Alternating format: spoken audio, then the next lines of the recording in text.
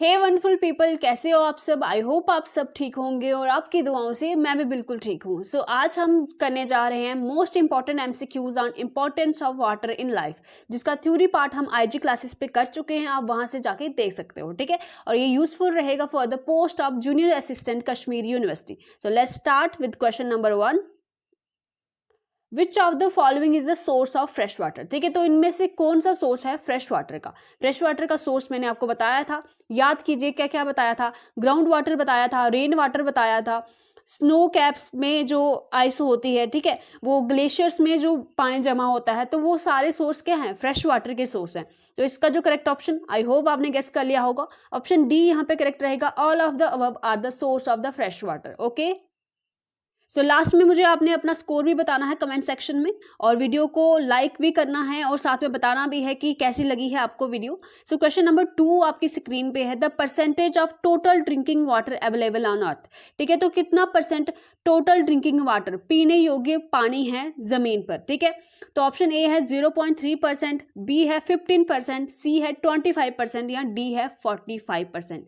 बताइए सही आंसर इसका क्या होगा, कौन सा आंसर हम आपका लॉक करेंगे। सो ऑप्शन ए यहाँ पे करेक्ट हो जाएगा। 0.3% is the total drinking water available on the earth. Okay, चलिए question number 3 is the formation of clouds is due to. ठीक है, बादल किसकी वजह से बनते हैं, क्या इवेपोरेशन की वजह से बनते हैं, कंडेंसेशन की वजह से बनते हैं, प्रेसिपिटेशन की वजह से बनते हैं, या ऑल ऑफ द अबव, इन तीनों प्रोसेसेस से बनते हैं। ठीक है, तो इवेपोरेशन आपको पता होगा, changing of the water into the water vapours is called evaporation, मगर क्लाउड्स में ऐसा कुछ भी नहीं होता है। ठीक है, तो फर्स्ट ऑप्शन करेक्ट इनकरेक्ट हो जाएगा, इसलिए ऑप्शन डी भी नहीं हो सकता, ऑल ऑफ द अबव नहीं हो सकता। सो बी और सी में आपको चुनना है। देखो प्रेसिपिटेशन क्या होता है, जब जो वाटर वेपर्स एवेपोरेट होते हैं और जब वो कंडेंस होके रेन की फॉर्म में या स्नो की फॉर्म में या हेल्स की फॉर्म में वो गिरने लगते हैं ज़मीन पे। ठीक है, बारिश होने लगती है या जो हेल वगैरह पड़ती है, तो उसको हम प्रेसिपिटेशन बोलते हैं। ठीक है, तो ये फॉर्मेशन ऑफ क्लाउड्स में मदद नहीं करता है। इसका जो करेक्ट ऑप्शन है वो है condensation. So condensation is helping in the formation of the clouds, या आप बोल सकते हो कंडेंसेशन की वजह से ही क्लाउड्स बनते हैं। सो क्वेश्चन नंबर 3 का बी पार्ट सही हो जाएगा। इसकी एक्सप्लेनेशन भी आप यहाँ पे पढ़ सकते हो। The water vapour in the air condenses to form tiny droplets of water which appears as clouds. Very nice. चलिए क्वेश्चन नंबर 4 पे चलते हैं। Question number 4 is on your screen. Which of the following will lead to a reduction in the availability of the groundwater? ठीक है, तो जो ground water है उसकी अवेलेबिलिटी में क्या रिडक्शन लाएगा, क्या कमी लाएगा ग्राउंड वाटर में। ठीक है, तो ए फॉरेस्टेशन है पहला ऑप्शन, आप अपना आंसर मार्क कर सकते हैं। ठीक है, वीडियो को पॉज करके। तो ए फॉरेस्टेशन क्या होता है, जंगलों का लगाना, पेड़ पौधे लगाना, और डिफॉरेस्टेशन क्या होता है, जंगलों को काटना। ठीक है, तो ए फॉरेस्टेशन अगर आप पौधे लगाओगे तो ग्राउंड वाटर का रिडक्शन थोड़ी ना होगा, ग्राउंड वाटर तो इंक्रीज होगा। सो ये ऑप्शन एलिमिनेट हो जाता है।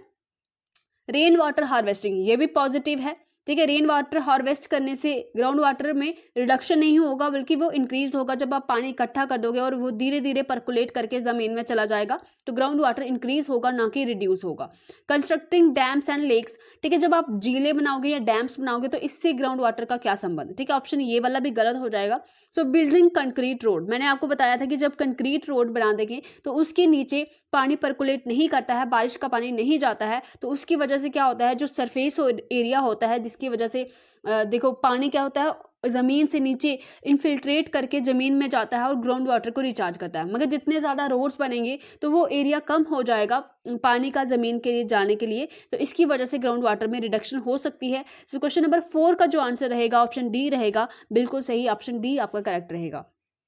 क्वेश्चन नंबर 5 आपकी स्क्रीन पे है, the level of dash is the water table. ठीक है, तो मैंने आपको वाटर टेबल के बारे में भी पढ़ाया था, अगर आपको याद होगा आईजी क्लासेस पे अगर आपने वीडियो देखी होगी, नहीं देखी आप तो आप देख सकते हो, एनसीईआरटी ही मैंने वहां पे पढ़ाया हुआ है। तो लेवल ऑफ द क्या, रेन वाटर, ग्राउंड वाटर या सी वाटर। ठीक है, तो सी वाटर की मैंने कहीं भी बात नहीं की, रेन वाटर भी कहीं बात नहीं की, ग्राउंड वाटर का जो लेवल होता है उसी को हम वाटर टेबल बोलते हैं। ओके, क्वेश्चन नंबर 6 और इसका पीडीएफ, ठीक है, इसका पीडीएफ आपको मेरे टेलीग्राम चैनल पे मिल जाएगा, लेट्स लर्न टुगेदर, जिसका लिंक मैं कमेंट सेक्शन में प्रोवाइड कर दूंगी, और मैं सर को भी सेंड कर दूंगी, आईजी क्लासेस वाले सर ईशान सर को, वो भी आपको टेलीग्राम पे चैनल पे सेंड कर देंगे। इसमें थ्योरी भी है और एमसीक्यूज भी हैं, टोटल आपको पीडीएफ ये मिल जाएगी। The very first step of the water cycle, ठीक है, तो पानी पानी के जो साइकिल है, वाटर का जो साइकिल है, उसका पहला स्टेप क्या होता है? क्या कंडेंसेशन होता है, प्रेसिपिटेशन होता है, इवेपोरेशन होता है या पर्कुलेशन होता है? देखो पर्कुलेशन इनफिल्ट्रेशन की तरह होता है, जिसमें क्या होता है, पानी नीचे रिसता है, ठीक है, धीरे धीरे धीरे करके जमीन की लेयर्स में आगे अंदर पानी जाता है, ठीक है, तो ये हो गया पर्कुलेशन। तो ये वाटर साइकिल का पार्ट नहीं हुआ पहला। इवेपोरेशन जो है वो फर्स्ट स्टेप माना जा सकता है वाटर साइकिल का, जिसमें पानी जो है वो वेपर्स में कन्वर्ट होता है, फिर वेपर्स कंडेंसेशन करके क्लाउड्स बनाते हैं और फिर क्लाउड्स प्रेसिपिटेशन की फॉर्म में वापस जमीन पे आ जाते हैं, ठीक है।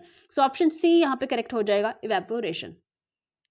क्वेश्चन नंबर 7 आपकी स्क्रीन पे है, the patterns of rainfall depend on, ठीक है, तो जो बारिश होती है उसका पैटर्न किस पे डिपेंड करता है? ऑप्शन ए है वाटर टेबल पे, बी है density pattern of human population in area, ठीक है, तो इससे क्या संबंध है भाई?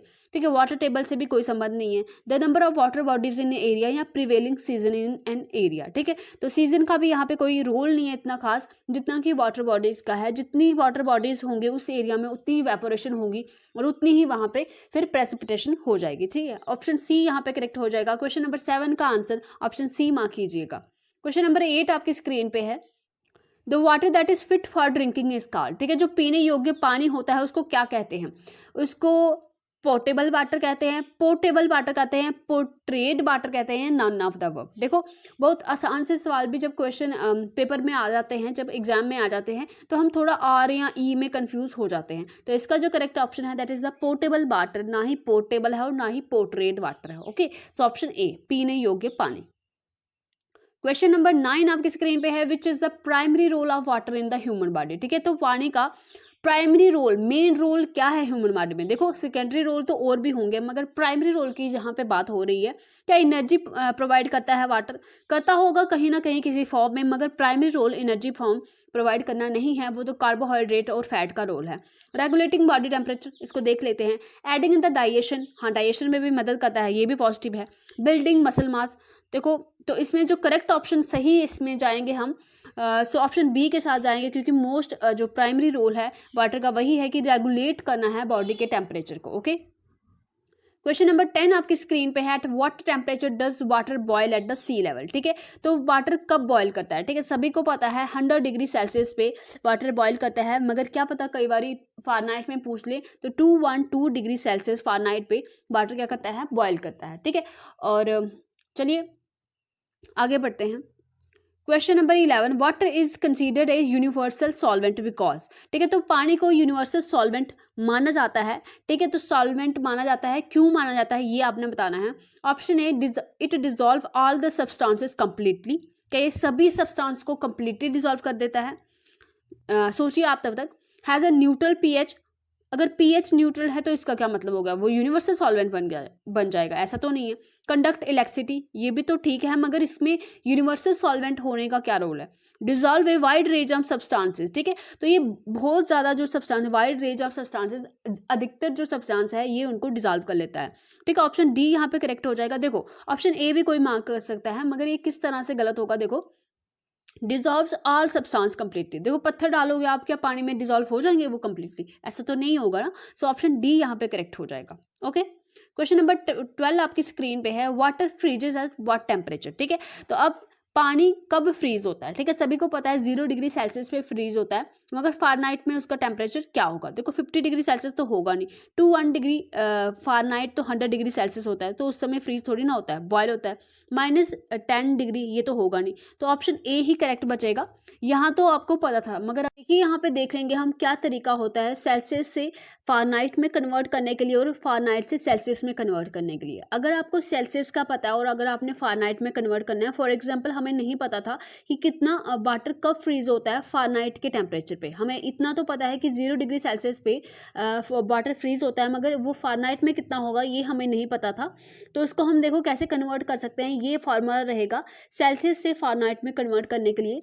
देखो डिग्री सेल्सियस मल्टीप्लाई 9/5 + 3 + 32, ठीक है, डिग्री सेल्सियस इंटू 9/5 + 32, तो डिग्री सेल्सियस हमें पता है 0 डिग्री सेल्सियस पे क्या होता है, वाटर फ्रीज होता है, तो हमने 0 यहाँ पे लिख दिया, ठीक है, कलर चेंज कर लेती हूँ, और 9/5 से इसको मल्टीप्लाई कर दिया। देखो 0 से किसी को भी मल्टीप्लाई करेंगे तो वो 0 ही आएगा, +32 तो क्या आ गया, 32 डिग्री फारेनहाइट वाटर फ्रीज होता है। ये आ गया हमारा। और इसी तरह से अगर हमें फ़ारेनहाइट पता होता और हमें पता नहीं होता डिग्री सेल्सियस कितना होगा, तो यहाँ पे देखो फ़ारेनहाइट की जगह पे हम 32 लिखते, क्योंकि हमें पता है 32 डिग्री फ़ारेनहाइट पे क्या होता है, वाटर फ्रीज होता है। तो -32 हो जाएगा और इंटू 5/9 हो जाएगा। ये 0 हो जाएगा और 0 को किससे भी मल्टीप्लाई करेंगे तो क्या हो जाएगा, वो 0। तो यहाँ पे देखो डिग्री सेल्सियस का क्या आ जाएगा, 0 डिग्री सेल्सियस पे वाटर फ्रीज होता है। और अगर फ़ारेनहाइट की बात करें तो 30 डिग्री फ़ारेनहाइट पे होता है। ये 2 फार्मूले हैं।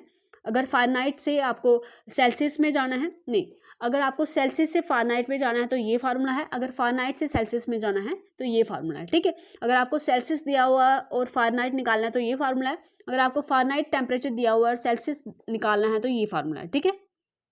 चलिए, क्वेश्चन नंबर 13 आपकी स्क्रीन पे है। The average human can survive without water for approximately, ठीक है। तो पानी के बिना एक इंसान कब तक जीवित रह सकता है, ठीक है। सो इसका ऑप्शन जो होगा, ऑप्शन बी हो जाएगा, सिर्फ 1 हफ्ते तक ही एक इंसान जीवित रह सकता है पानी के बिना। चलिए, क्वेश्चन नंबर 14 पे चलते हैं। Water has the highest density at, ठीक है। तो पानी की सबसे ज़्यादा डेंसिटी कब होती है, ठीक है।